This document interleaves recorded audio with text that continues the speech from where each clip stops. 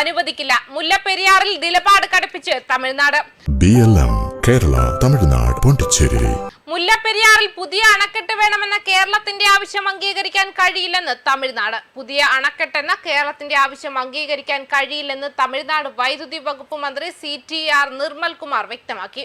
നിലവിലുള്ള അണക്കെട്ട് വളരെ ശക്തമാണെന്ന് സുപ്രീം കോടതിയുടെ പല സമിതികൾ പരിശോധിച്ച് ഉറപ്പുവരുത്തിയതാണോ? ഈ കാര്യത്തിൽ യാതൊന്നും മാറ്റി ചിന്തിക്കേണ്ടതില്ലെന്നും അദ്ദേഹം പറഞ്ഞു.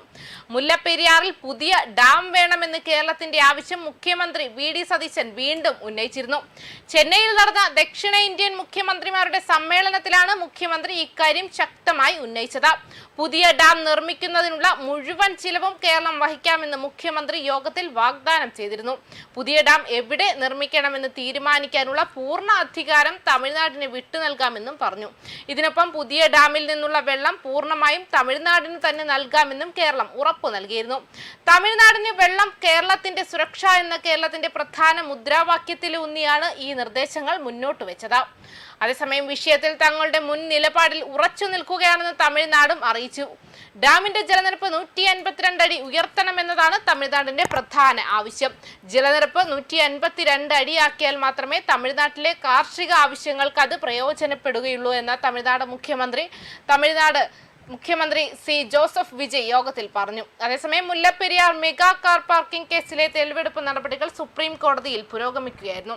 പുതിയ സ്പെഷ്യൽ കൗൺസിലിനെ കേരളം നിയമിച്ചു. പ്രമുഖ അഭിഭാഷകൻ റോയ് എബ്രഹാമിനെയാണ് കേരളം സ്പെഷ്യൽ കൗൺസിലായി നിയമിച്ചത്.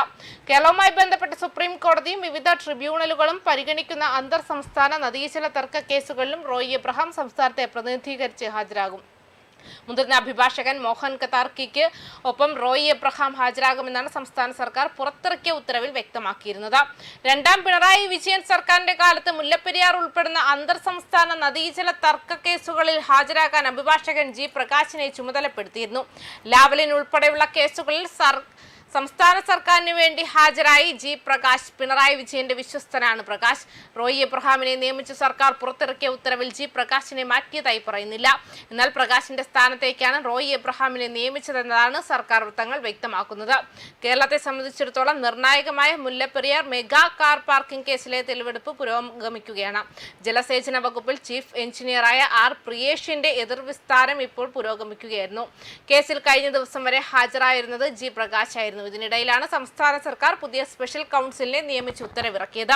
1992 മുതൽ സുപ്രീം കോടതിയിൽ പ്രാക്ടീസ് ചെയ്യുന്ന അഭിഭാഷകനാണ് റോയ് എബ്രഹാം. എറണാകുളം ജില്ലയിലെ കൂത്താട്ടുകുളം സ്വദേശിയാണ്. ന്യൂസ് ഡെസ്ക് കർമ്മ ന്യൂസ്.